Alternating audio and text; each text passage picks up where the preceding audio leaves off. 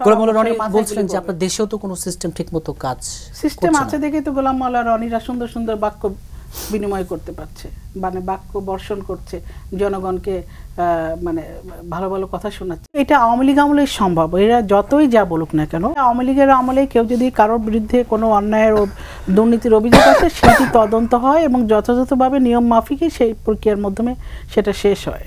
তো সুতরাং এখন তারা যে বলবে যে ওই দুই সাইডই খেলছে আওয়ামী লীগ, না দুই সাইড খেলছে, এটা হচ্ছে জোনায়েদ সাকি বলেছেন। দুই সাইড খেললো কিভাবে? এখন সে তো গল্প বানিয়ে বলছেন যে মনে হয় যে এরকমও করছে, তোমরা এরকমও করো, ওয়েট করেন না কি হয়। আপনারা না দেখে না কিছু করে আপনি মনের মাধুরী মিশিয়ে গল্প সাজিয়ে একটা মিডিয়ার সামনে বলে দিচ্ছেন যে আওয়ামী লীগ দুই সাইডে খেলছে। কোথায় খেললো? আমাদের পার্টির জেনারেল সেক্রেটারি তো স্পষ্টভাবে বলেছেন যে এটা যারা অন্যায় করছে যদি প্রমাণিত হয় অন্যায়কারী দায় এটা আমরা কেউ নেব না। এখানে জর্জ ভাই সেটা বললো, আমিও সেটা বলছি। তা আমরা তো মানে দেশ পরিচালনা আওয়ামী লীগ করছে সেই জন্য সকল অন্যায়কারীর পক্ষ অবলম্বন করবে, তাদের মাথায় নিয়ে নাচবে, এরকম ভাবার কোনো সুযোগ নেই, কারণ সেরকম অতীতের ইতিহাস সেটা বলে না।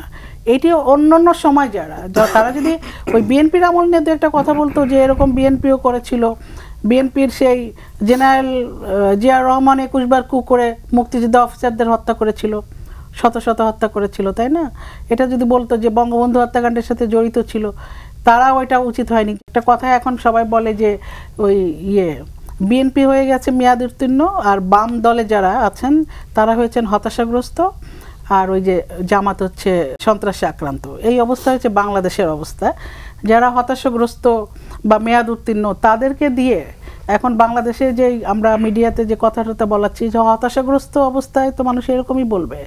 আজকের যে বাস্তবতা এর সাথে কি ডোনাল্ড লুর সফর তার পরবর্তীতে এই ঘটনা ডোনাল্ড লুর সফর এটা জেনারেল আজিজের ক্ষেত্রে আপনারা বলতে এটা আমেরিকার সেকশন, এটা জর্জ ভাই বলেছে, তারা বলেছে তারা স্যাংশন দিয়েছে এবং এখানে মানবাধিকারের কথা তারা বলে। একটা বিষয় উল্লেখ করে দেখেন যে জেনারেল আজিজকে যদি তাদের মনে হয়ে থাকে যে সে অন্যায় করেছে, অপরাধ করেছে বা তাদের নিয়ম নীতির মধ্যে জেনারেল আজিজ পড়েছেন, সুতরাং তাকে তারা আমেরিকাতে যেতে দিবেন না, ঠিক আছে। কিন্তু এখানে বলেছে তার সন্তান, তার ফ্যামিলি যদি মনে করেন তার সন্তান আমেরিকাতে পড়াশোনা করত, তাকে নিশ্চয়ই বের করে দেওয়া হতো। তাহলে এটা কি মানবাধিকার লঙ্ঘন না? একজন সন্তান তো অপরাধী হতে পারে না। বাবা যদি কোনো অন্যায় করেও থাকে সন্তান যেতে পারবে না, সন্তান, এটাও তো মানবাধিকারের লঙ্ঘন, সুস্পষ্ট লঙ্ঘন। তারা অন্যান্য দেশে মানবাধিকার লঙ্ঘিত হচ্ছে, বিশেষ করে গাজাতে যেইভাবে নারী শিশু সাধারণ মানুষকে হত্যা করছে, মানে আশ্রয় শিবিরে যেভাবে ইসরায়েল বম্বিং করে মানুষ হত্যা করছে, সেখানে তাদের বোমা, আমেরিকার বোমা ব্যবহার করে তারা মুসলিম বিশ্বের আমাদের মানুষকে হত্যা করছে, সেখানে কিন্তু কেউ মানবাধিকার লঙ্ঘনের ব্যাপারে একটুও বলে না। আমাদের এই ডায়াস থেকেও কিন্তু কেউ বলছে না, আমাদের ওই পক্ষে মানে ডান সাইডে যারা আছে একবারও বলছে না যে এরকম আমেরিকাও মানবাধিকার লঙ্ঘন করে। ঠিক আছে, তারা আমাদের দেশে কোনো লঙ্ঘিত হলে মানবাধিকার তারা বলুক, কিন্তু তাদের দেশে যে মানবাধিকার লঙ্ঘিত হচ্ছে সেই কথাটা তারা না বললেও আমরা সম্মিলিতভাবেও তো আমরা বলতে পারি। আমাদের এই যে অবস্থা করছে বিভিন্ন রাষ্ট্রে, তারা প্রথমে যুদ্ধ বাঁধিয়ে দিচ্ছে, তারপরে অবস্থান নিচ্ছে, অবস্থানের পরে একটা জায়গা দখল করছে অথবা তাদের কোনো এজেন্ডা চাপিয়ে দিচ্ছে। বাংলাদেশ গভর্নমেন্ট সেটি গভর্নমেন্টের সাথে তারা সেটা করতে পারছে না। জননেত্রী শেখ হাসিনাকে তারা সে কোনো প্রলোভন দিয়ে তাকে মানে বশে আনতে পারছে না। সুতরাং তারা এক এক সময় এক এক ধরনের একটা থ্রেট শুরু, এটা করলাম, আর ঠিক আছে তাদের অধিকার আছে। জেনারেল আজিজ আমেরিকায়, সে যদি, আমার তো মনে হয় যে সে যদি বলতে আমেরিকায় গেলাম না, অসুবিধা কি, বিশ্বের আর কোনো দেশ নাই, আর আমার দেশ ভ্রমণই করতে হবে, বয়স হয়ে গেছে, বাংলাদেশের মানুষ বাংলাদেশে মরুক না কেন, হ্যাঁ, তা আমার বাইরে যেতে হবে কেন? তো এইটি কোনো কাজের কাজ না। আপনি প্রপারলি নিজে আগে আপনার দেশের আন্দোলনকে, ছাত্র সমাজের আন্দোলনকে আপনি কিভাবে দমাচ্ছেন?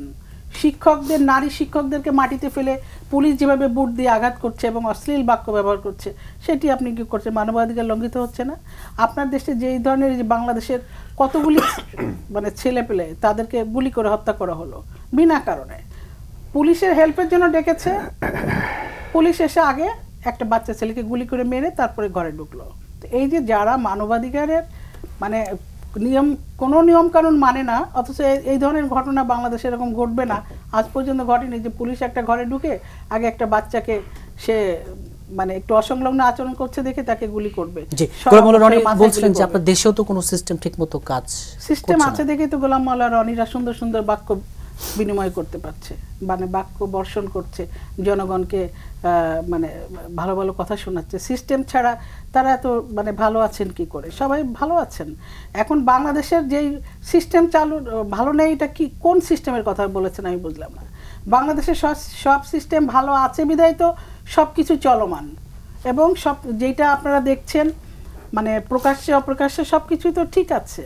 এখন যদি বলেন না অর্থনৈতিক অবস্থা খারাপ হয়ে গেছে, মূল্যস্ফীতি বেড়ে গেছে, তো এগুলি তো বৈশ্বিক ব্যাপার, এটা সব দেশেই হয়েছে, শুধুমাত্র বাংলাদেশে যে হয়েছে এমন না। যে এই রিজার্ভ কমে গেছে, যেখানে বিএনপির আমলে 3.48 বিলিয়ন ডলার ছিল রিজার্ভ, সেখানে এখন 17-তে আসার পরে, তখন আগে 45-এ ছিল, তখন কিন্তু কেউ মানে প্রশংসা করেনি যে আরে বাবা 45 বিলিয়ন ডলার এখন আমাদের রিজার্ভে আছে। যেই ওটাকে বিভিন্ন ব্যাংকের পেমেন্ট বা ঋণের পেমেন্ট করা হয়েছে, তখন এখন 17 বা 18 বিলিয়ন ডলারে এসেছে, তখন বলছে একেবারে তলানিতে। কোথায় 3.48 আর এখন 17, তারপরে অনেকে তলানিতে। তাহলে 3.48% কিসে ছিল? হ্যাঁ, তখন মাথাপিছু আয় আরও আপনি যদি 2006-5-6 দেখেন মাথাপিছু আয় কত ছিল আর এখন কত, অর্থনীতির আকার কেমন ছিল, বাজেট কেমন ছিল। তো এই যে বলে এই যে বাজেট দিচ্ছে, এই বাজেট বাস্তবায়ন তো হচ্ছে, দেশে ডেভেলপমেন্ট হচ্ছে, অগ্রগতি হচ্ছে, মধ্যম আয়ের দেশে আমরা পদার্পণ করেছি, আমরা তো সব কিছুই হচ্ছে। মাঝখানে দুর্নীতিও যদি হয়ে থাকে, যেগুলি হচ্ছে হয়নি সেটা বলবো না, যেগুলি হচ্ছে সেটার বিচারও হচ্ছে, বিচার হবে। সুতরাং ওই যে যারা হতাশাগ্রস্ত তারা এরকম বলতেই থাকবে কিছুই হচ্ছে না।